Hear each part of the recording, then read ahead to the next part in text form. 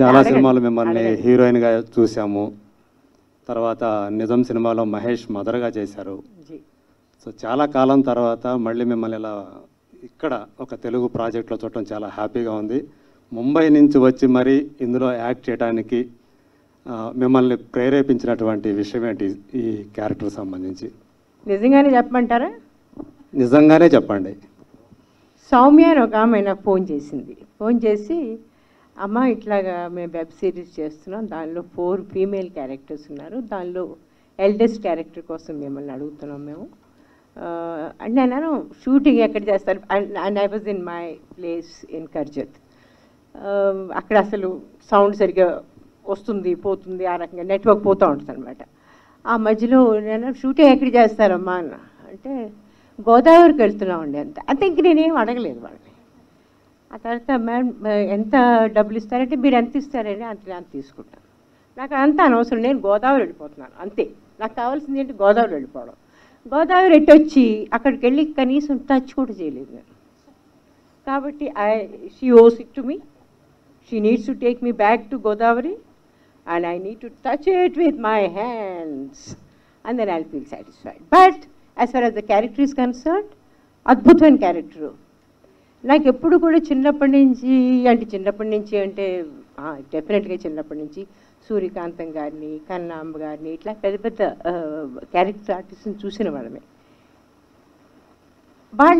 వాళ్ళంతా వాళ్ళ రకంగా అవ్వాలన్న మనం ఏమీ అనుకోము, కానీ వాళ్ళ పర్ఫెక్షన్ బహుశా మనం తీసుకురాలేకపోవచ్చు.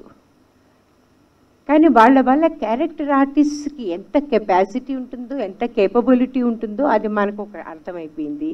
దానిలో కొంతైనా మనం తీసుకురాగలిగితే I think as an actress I will be very satisfied. నిత్యతోటి అలాగే గౌతమ్ గారితో వీళ్ళతో యాక్ట్ చేయటం అంటే వీళ్ళు ఎంత మీ తర్వాత వచ్చిన వాళ్ళు కదా, so they are already proved artist వాళ్ళు, కానీ వాళ్ళతో కలిసి పనిచేయడం అనేది ఎలా అనిపించింది మీకు?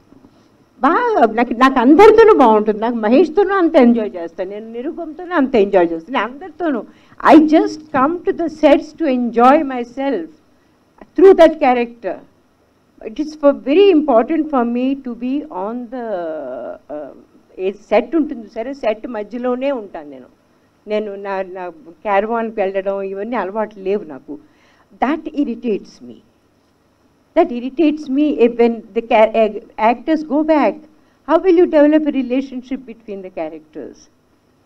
How can you be so indifferent to the character?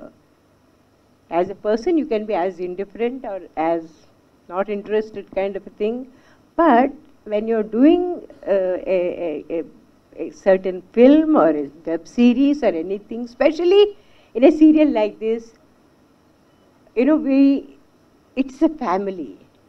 Look at that. I mean, when Nirupam is talking about how, I'm the one, I give great ideas, and then I just talk, and then people get so inspired, and all these things. Look at the way some of them are reacting. But this happened because Nirupam stays on the, on the sets.